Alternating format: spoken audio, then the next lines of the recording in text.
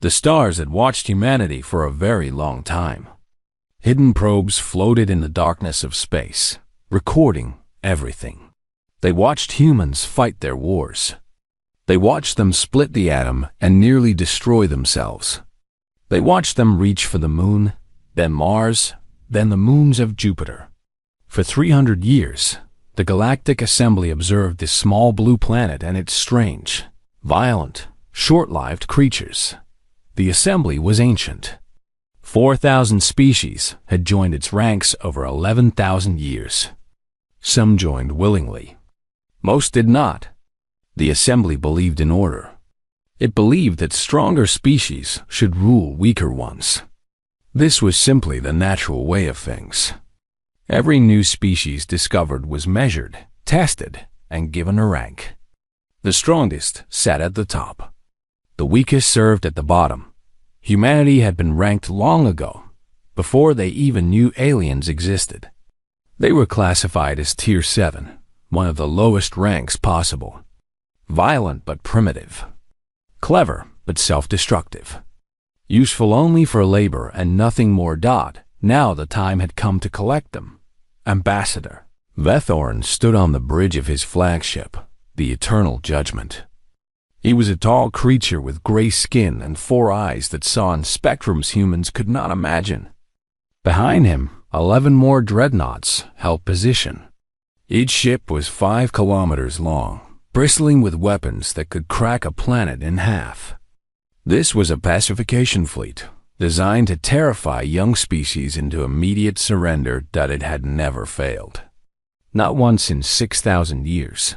Vetherin looked at the blue and green planet on his view screen. Earth. Such a small world. Such a fragile species. He almost felt sorry for them. Almost. He opened a communication channel and began to speak. His words were translated instantly into every human language and broadcast across the planet. "People of Earth," he said, his voice calm and cold.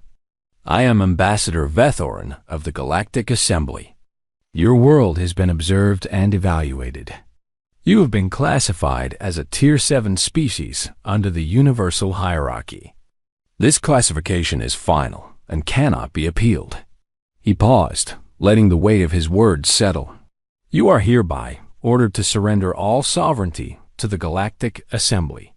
You will disarm your military forces. You will submit to population management. Your people will serve the greater civilizations of the galaxy as workers and laborers. This is not a request. This is your only path to survival." Vethorn clasped his hands behind his back. "You have 24 hours to accept these terms. Resistance will result in the destruction of your major cities. Compliance will be rewarded with mercy. The choice is yours." He ended the transmission and smiled with satisfaction. On the bridge, his officers exchanged confident glances. They had done this many times before. The pattern was always the same. First came shock. Then came fear. Then came desperate attempts to negotiate. Finally came surrender. It was inevitable. On Earth, the transmission was received in the United Earth Parliament building in Geneva. Leaders from every nation had gathered in the Great Hall, watching the aliens' message on massive screens. When the transmission ended, there was silence. President Chun of China leaned forward. Prime Minister Williams of Britain rubbed his temples. The American Secretary of State whispered something to his aide. Around the room, faces showed concern but not panic. This was Strange Dot at the center of the room. Secretary General Yuki Tanaka stood slowly. She was a small woman in her 60s with gray hair and sharp eyes. She had led the United Earth Council for 12 years. She had seen humanity through 3 solar crises, 2 colony rebellions, and the assassination of half her cabinet. Nothing surprised her anymore. "Open a channel to the alien fleet," she said quietly. Her aide hesitated. "Ma'am, shouldn't we discuss our response first? Perhaps we could negotiate for better terms. Open the channel." The aide obeyed. On the screens, Ambassador Vethorin appeared, clearly expecting to see a room full of terrified humans begging for mercy. Instead, he saw Secretary General Tanaka standing calmly, hands folded in front of her. "Ambassador," she said, her voice steady, "we have received your terms." Vethorin nodded. "And you accept them?" Tanaka smiled. It was not a warm smile. It was not a nervous smile. It was cold and knowing, the smile of someone holding cards their opponent could not see. "We decline," she said simply. The bridge of the eternal judgment went silent. Officers froze at their stations. Vethorin's 4 eyes blinked in confusion. "I'm sorry," he said.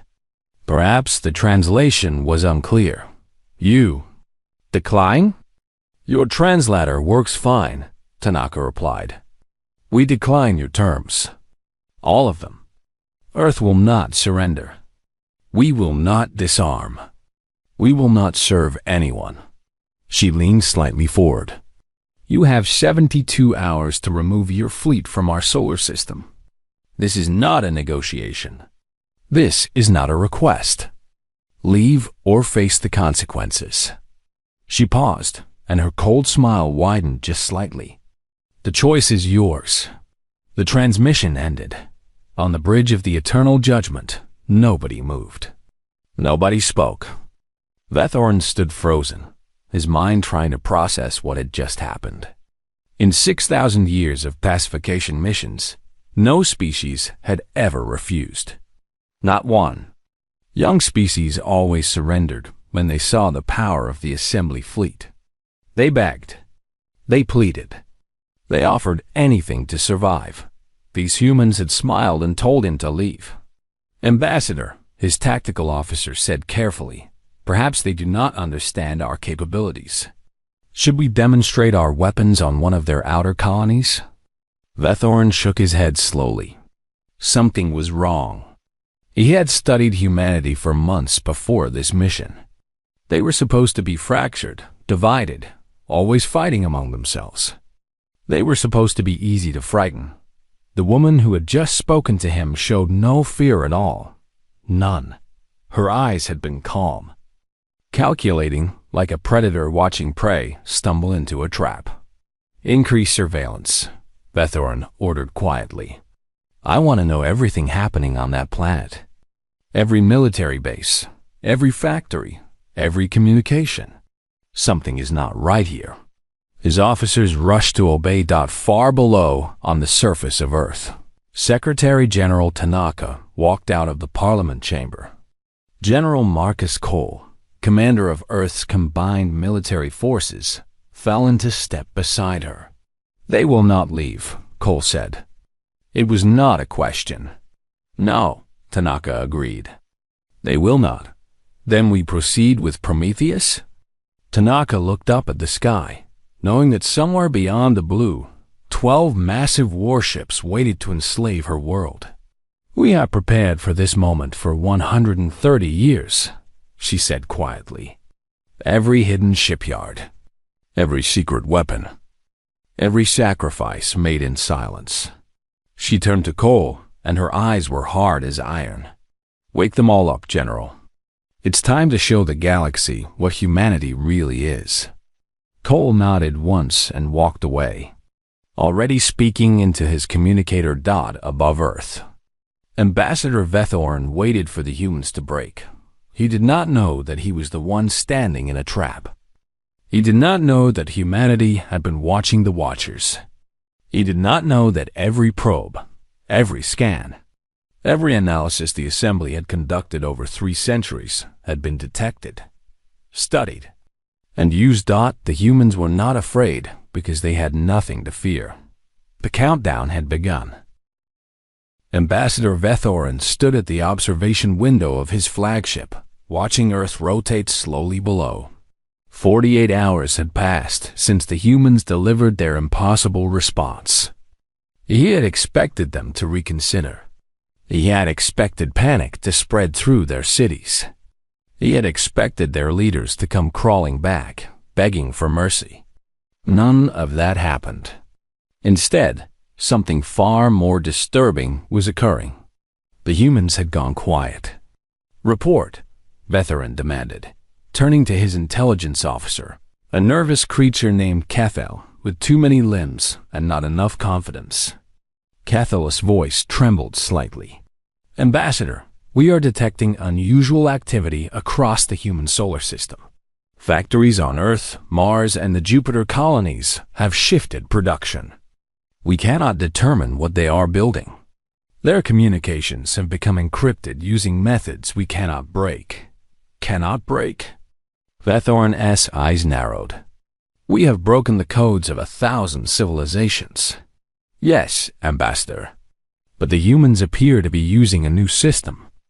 Our best analysts estimate it would take 300 years to decode a single message." Vethorn felt a cold sensation creep through his chest. This was wrong. All of this was wrong. Tier 7 species did not have advanced encryption. They did not shift entire economies overnight.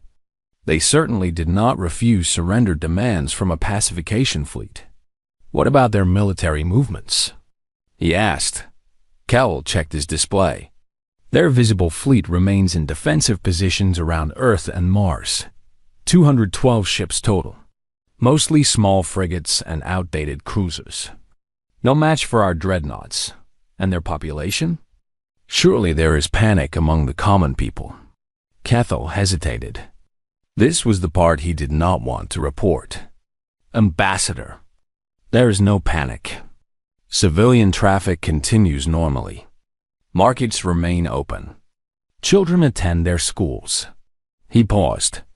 "And Ambassador, they are smiling." "Smiling?" "Yes, Ambassador. Across all human settlements, we are observing an unusual behavioral pattern. The humans appear calm. Many are smiling. Workers in factories are smiling while they work. Soldiers are smiling while they train. Even children display this behavior." Cathal's voice dropped. "It is as if they know something we do not." Vethorn turned back to the window. His reflection stared back at him, 4 eyes filled with growing doubt. In all his years of service, he had learned to read species. He had seen fear in 1,000 different forms, across 1,000 different faces. Fear made creatures predictable. It made them weak. It made them easy to control. The humans showed no fear at all. That terrified him. Far below, deep beneath the surface of Earth's moon, General Marcus Cole walked through a corridor that officially did not exist. The walls were rough stone and reinforced steel, carved out over decades by workers who had taken their secrets to the grave. Security checkpoints scanned him every 100 meters, verifying his identity through methods both technological and biological. He entered a massive underground chamber and stopped. Before him stretched a sight that would have shocked the galaxy.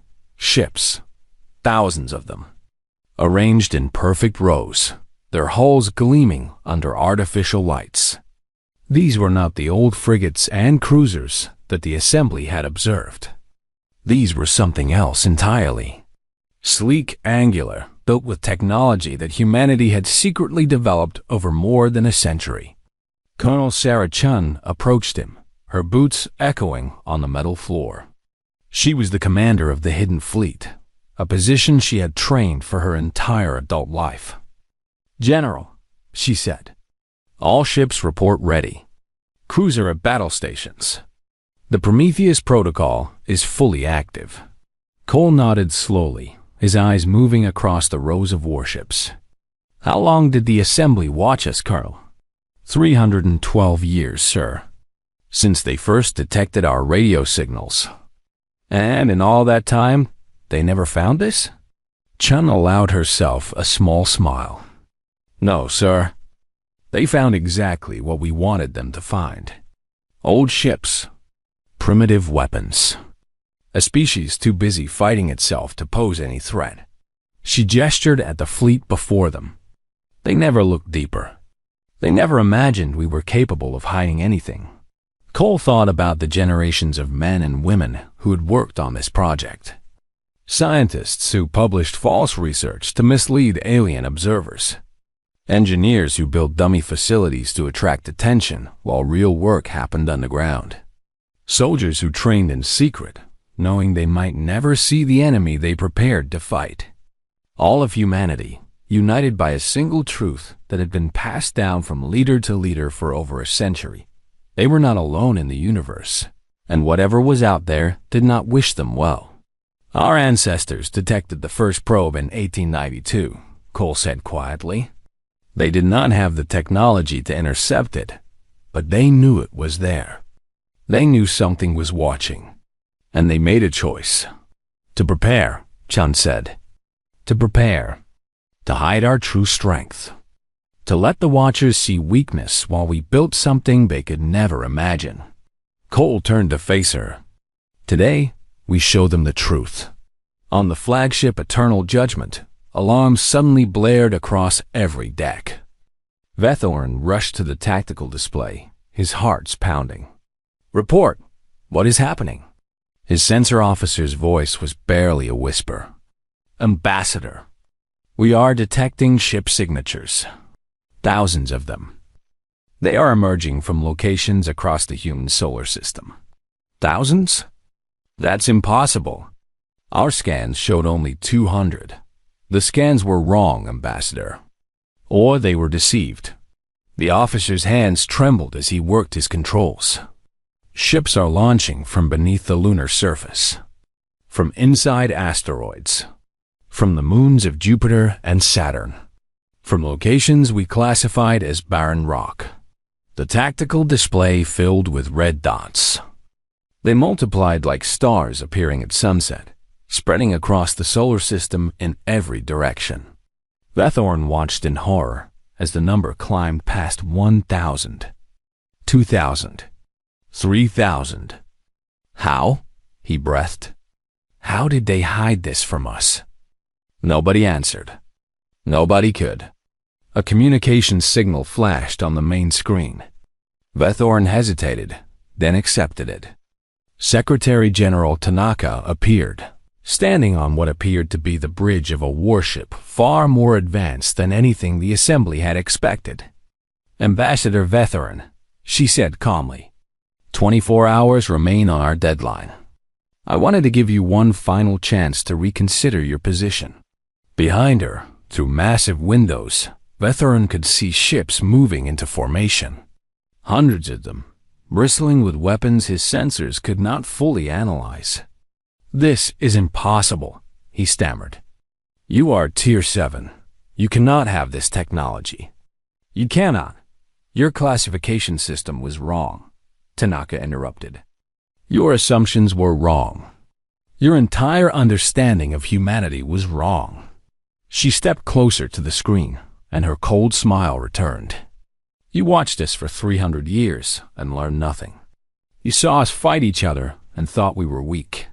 You did not understand that conflict makes us stronger. You saw our short lives and thought we were primitive. You did not understand that limited time makes us urgent, determined, relentless. She paused, letting her words sink in. Every war we fought taught us strategy. Every disaster we survived taught us resilience. Every moment of suffering taught us to endure.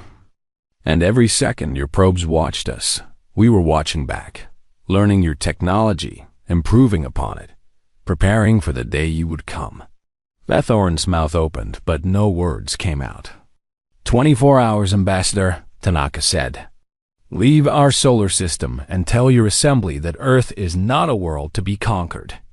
We are a species that has crawled through fire and radiation and war to reach the stars. We did not survive all of that just to kneel before you. The transmission ended. Vethorn stood alone on his bridge, surrounded by officers who no longer believed victory was certain. He looked at the tactical display, at the 3,000 human warships that now outnumbered his fleet 250 to 1. For the first time in his long career, Ambassador Vethorn of the Galactic Assembly felt something he had only ever seen in conquered species: fear. The hunters had become the hunted, and the prey had teeth they had never shown before. The 72 hours ended at midnight, Earth Standard Time. Ambassador Vethorin had spent those final hours in communication with the Assembly High Command, desperately requesting reinforcements, guidance, anything that might help him understand what was happening. The High Command's response was simple: proceed with the conquest. No Tier 7 species could truly threaten an Assembly pacification fleet. The humans were bluffing. Their ships were likely hollow shells, a desperate display meant to frighten. Destroy a few of them and the rest would surrender, just like every other species before them. Vethorin did not believe this. Deep in his heart, he knew something terrible was about to happen. But orders were orders. The Assembly had ruled the galaxy for 11,000 years. They could not be wrong. All ships advance, he commanded, his voice hollow. Target their defensive line around Earth. Show them the true power of the Galactic Assembly. 12 dreadnoughts began to move, their massive engines burning bright against the darkness of space. Weapon systems powered up. Shield generators hummed with energy that could deflect nuclear warheads. Each ship carried enough firepower to glass a continent. The human fleet waited. They held position near the orbit of Mars. 3,000 ships arranged in a formation that Assembly tacticians did not recognize. The formation made no sense according to no military doctrine. Ships were grouped in strange clusters, creating gaps that seemed to invite attack. On the bridge of the human flagship, the U.S. Defiance, Colonel Sarah Chen watched the enemy approach on her tactical display. Beside her, General Marcus Cole stood with his arms crossed, his face revealing nothing. "They think we're bluffing," Chen said quietly. "Let them think that," Cole replied, "until they can't." The Assembly dreadnoughts crossed the orbit of Jupiter. Their weapons locked onto the human fleet. At this range, a single volley from 12 dreadnoughts would destroy hundreds of ships. The mathematics were simple. The outcome was certain. Ambassador Vethorin gave the order to fire. 12 dreadnoughts unleashed their primary weapons. Beams of concentrated energy, each one capable of cutting through mountains, lanced across space toward the human fleet. At the same moment, thousands of missiles erupted from launch tubes, screaming toward their targets at a fraction of the speed of light. The assault was magnificent. It was overwhelming. It should have ended the battle in seconds. It did not. The human ships moved. They did not dodge randomly or scatter in panic. They moved with perfect coordination, shifting through those strange gaps in their formation like water flowing around stones. The enemy fire passed through spaces where ships had been milliseconds before. Vethorin watched in disbelief as his entire opening barrage hid nothing but empty space. "Impossible," his tactical officer whispered. "No species can coordinate that precisely. The reaction times required. They're linked," another officer said, his voice trembling. "Their ships must be linked somehow. A unified command system. One mind controlling thousands of bodies." Cole smiled slightly on the bridge of the Defiance. "Time to show them what we've been working on. All ships, Prometheus weapons free." The human fleet responded. 3,000 ships fired as one, and the weapons they used were nothing the Assembly had ever seen. They were not energy beams or missiles. They were something else entirely. Concentrated packets of exotic matter, developed in secret labs over decades, accelerated to near-light speed through technology that should not have existed. The first wave of fire struck the Assembly dreadnought Eternal Conquest. Its shields, designed to withstand nuclear weapons, failed instantly. The exotic matter passed through them like they were not there, tearing through armor that could survive direct asteroid impacts. The ship came apart in a burst of light and debris, killing 6,000 crew members in less than a second. 8 more dreadnoughts died in the next 10 seconds. Ambassador Vethorin screamed orders that nobody could follow. His bridge filled with smoke and sparks as enemy fire ripped through his flagship's defenses. Around him, officers died at their stations. Walls buckled. Systems failed. The battle lasted 11 minutes. When it ended, 9 dreadnoughts were destroyed completely. 2 more drifted dead in space, their power systems destroyed. Only the Eternal Judgment remained partially functional. Its engines gone, its weapons silent, its once proud hull torn open in a dozen places. Vethorin lay on the deck of his ruined bridge, surrounded by the bodies of his officers. Through a crack in the hull, he could see human ships moving past, their formation unbroken, their lights blinking in what might have been celebration. He heard the sound of cutting torches against his ship's hull. The humans were boarding. 20 minutes later, General Cole walked onto the destroyed bridge of the Eternal Judgment. His boots crunched on broken glass and twisted metal. He found Ambassador Vethorin pinned beneath a fallen support beam. Still alive, his 4 eyes staring at the human with a mixture of pain and confusion. Cole gestured to his soldiers. They lifted the beam and pulled the alien free.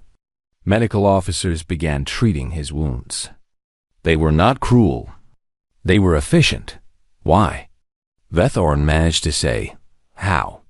Cole pulled a cigarette from his pocket and lit it. The flame flickered in the damaged artificial gravity. He took a long drag, exhaled slowly, and looked down at the defeated ambassador. "You studied us for 300 years, Cole said. You watched our wars. You analyzed our weapons. You counted our ships. And you learned nothing." He crouched down beside Vethorin, bringing his face closer. "Humans don't unite when life is easy. We fight each other when we're comfortable.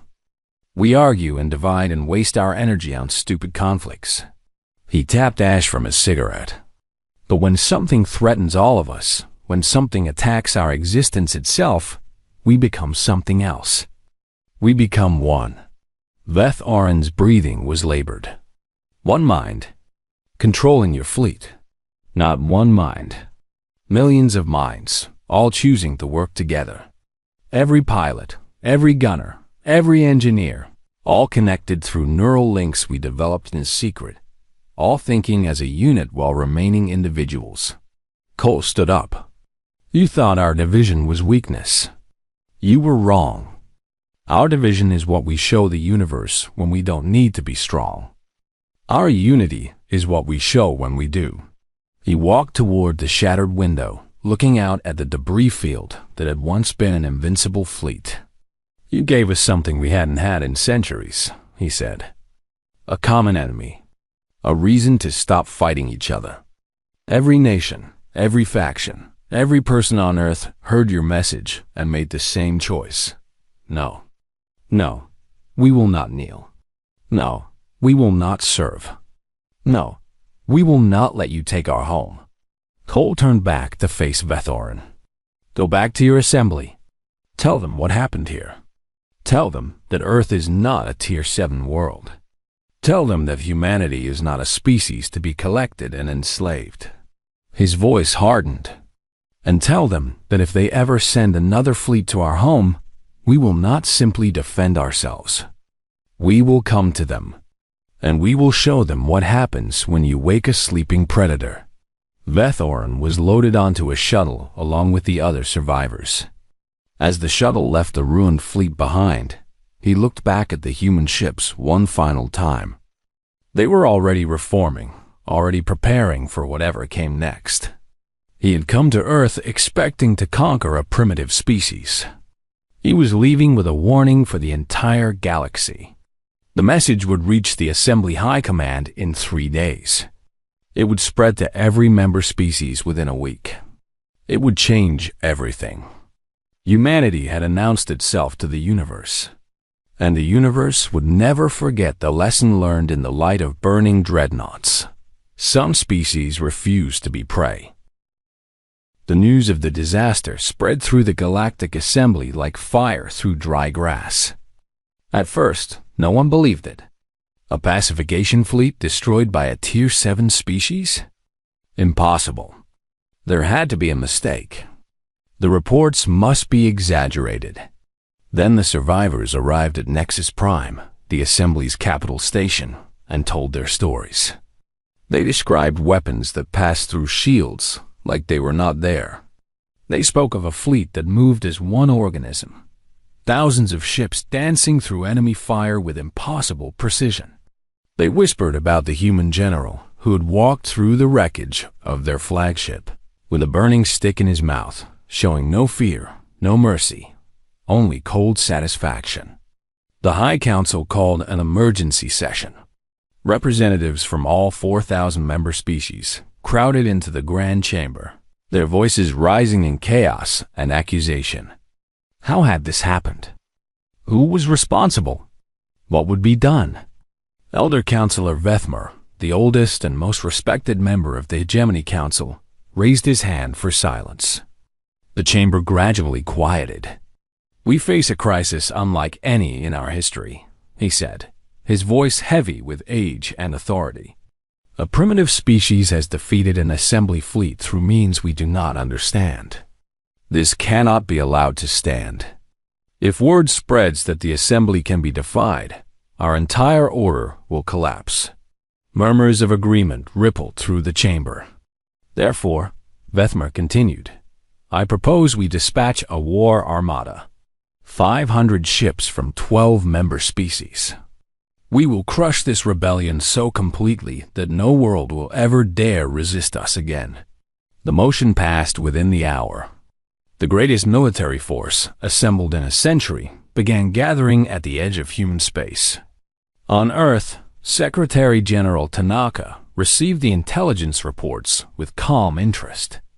The assembly was coming with overwhelming force. 500 warships, each larger and more powerful than the dreadnoughts that had been destroyed. "They learned nothing," General Cole observed as they reviewed the data. "They cannot afford to learn," Tanaka replied. "Their entire civilization is built on fear. The fear of weaker species looking up at the strong.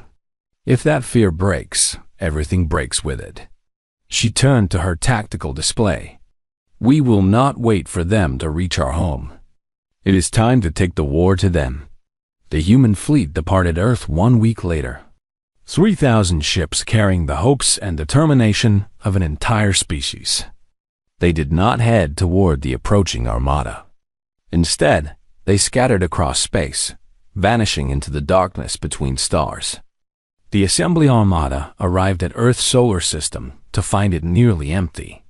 Only a small defensive force remained, guarding the homeworld. The enemy fleet commanders were confused. Where had the humans gone? Had they fled? Had they retreated to hidden bases? The answer came 3 days later from 17 different locations across assembly space. Human ships appeared without warning at supply stations, fuel depots, and communication relays scattered across 4 sectors. These were not military targets.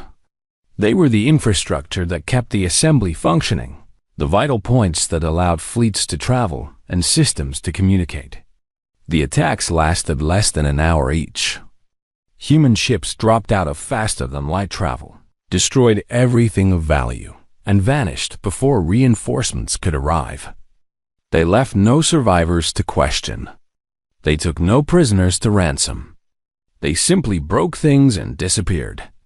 And at every attack site, they left the same message broadcasting on every frequency. "You came to our home. Now we come to yours." Surrender is no longer on the table. Panic spread faster than the human fleet ever could. Trade convoys refused to travel without military escort. Merchant species demanded protection that the assembly could not provide. Colony worlds began hoarding supplies, afraid they would be cut off from the greater civilization. The economy that had functioned smoothly for millennia began to crack. Worse still, rebellions began to spark on subject worlds. Species that had been conquered and classified for generations heard the stories from Earth. They heard about the cold-smiling humans who had refused to kneel. They heard about 12 dreadnoughts burning in minutes. And they began to wonder, if humanity could resist, perhaps they could too. On the planet Kethara, workers in the processing plants stopped working. On the moons of HFY, slave populations seized control of mining facilities.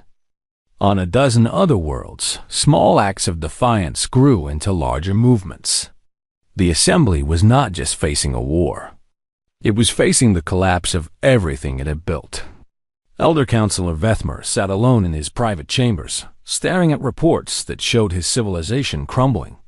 His hands shook as he read message after message describing another attack, another rebellion, another system lost. A communication request appeared on his screen. He accepted it, and Secretary General Tanaka's face filled the display. "Elder Counselor," she said politely, "I thought it was time we spoke directly." Vethmer's eyes burned with hatred. "You have destroyed everything. 11,000 years of order ruined by your arrogance. Your order was built on slavery and fear," Tanaka replied without emotion. "It was destined to fall. We simply pushed it over the edge. What do you want?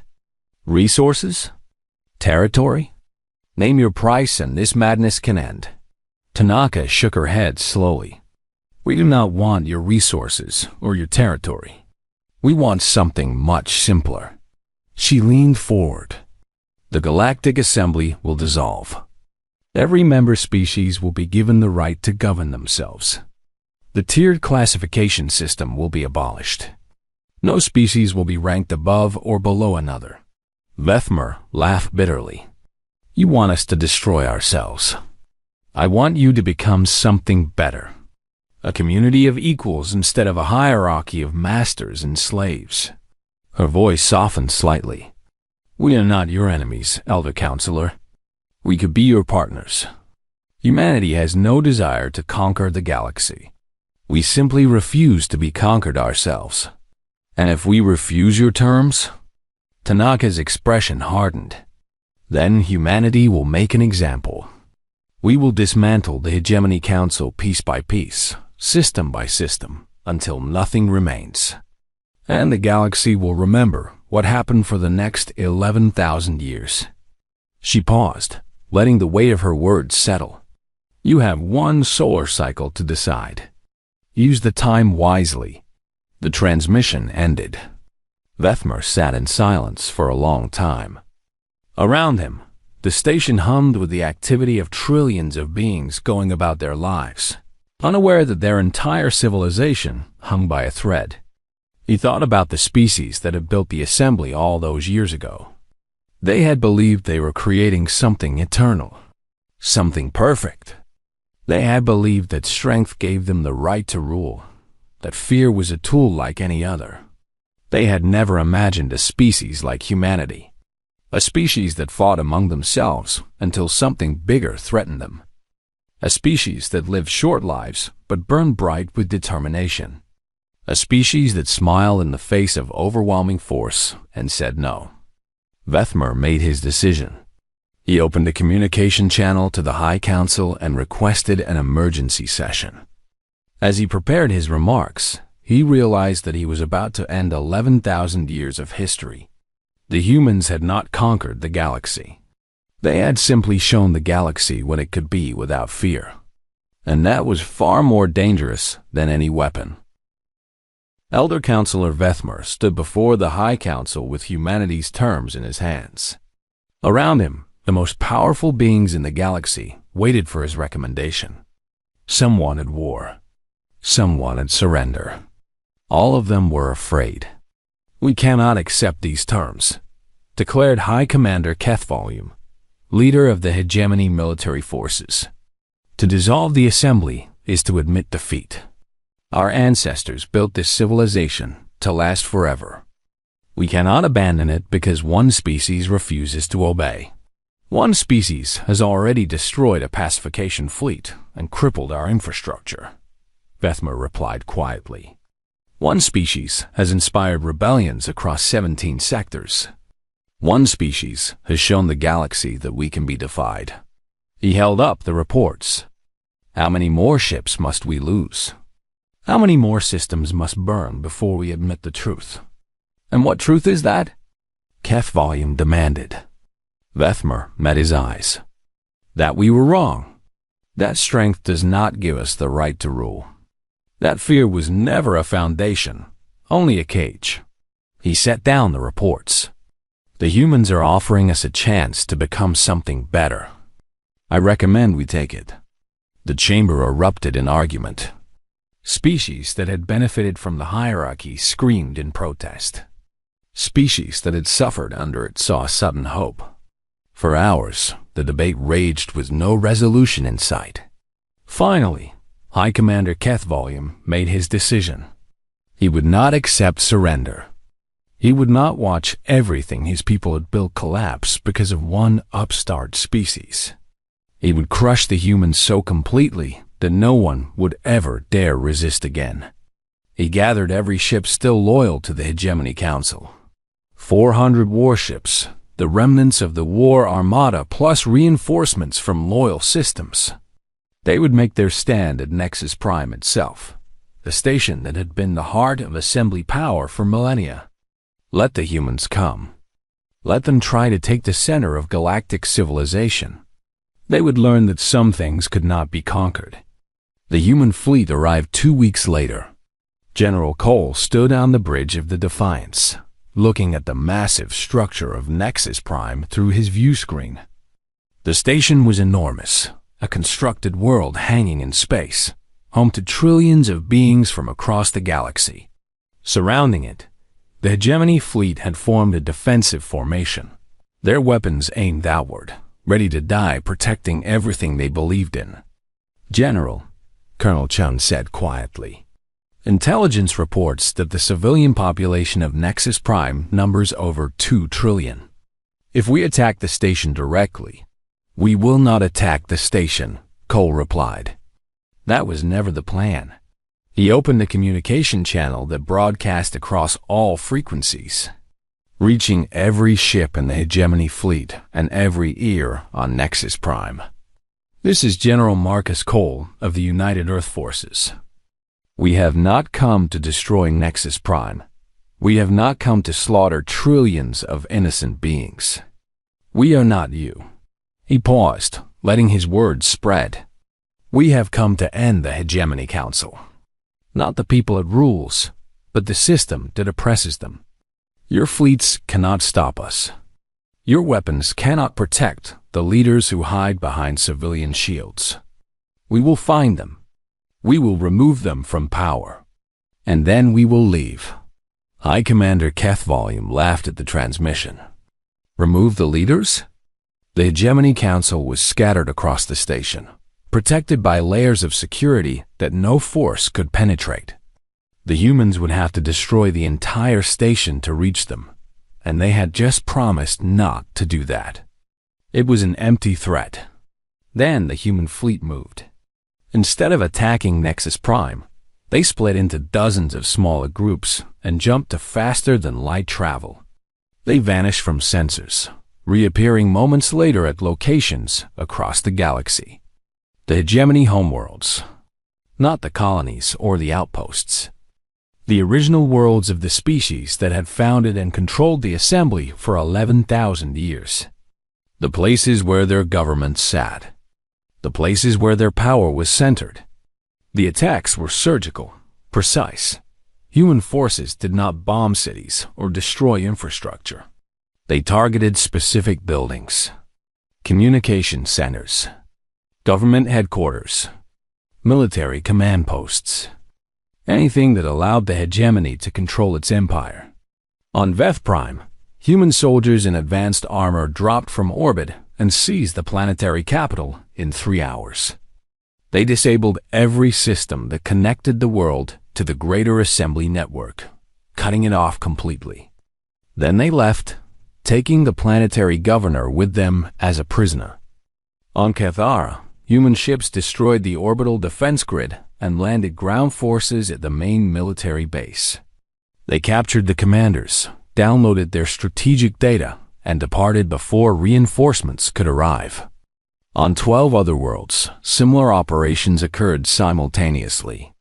The hegemony found itself blind, deaf, and paralyzed. Their leaders were captured or isolated. Their fleets could not communicate with central command. Their empire, built over millennia, fell apart in a single day. High Commander Kethvolume received the reports on the bridge of his flagship. Still orbiting Nexus Prime, his hands trembled as he read message after message describing another world lost. Another leader captured, another piece of his civilization crumbling. "How?" he whispered. "How do they move so fast? How do they know exactly where to strike?" No one answered. No one could. General Cole's voice came over the communication system one final time.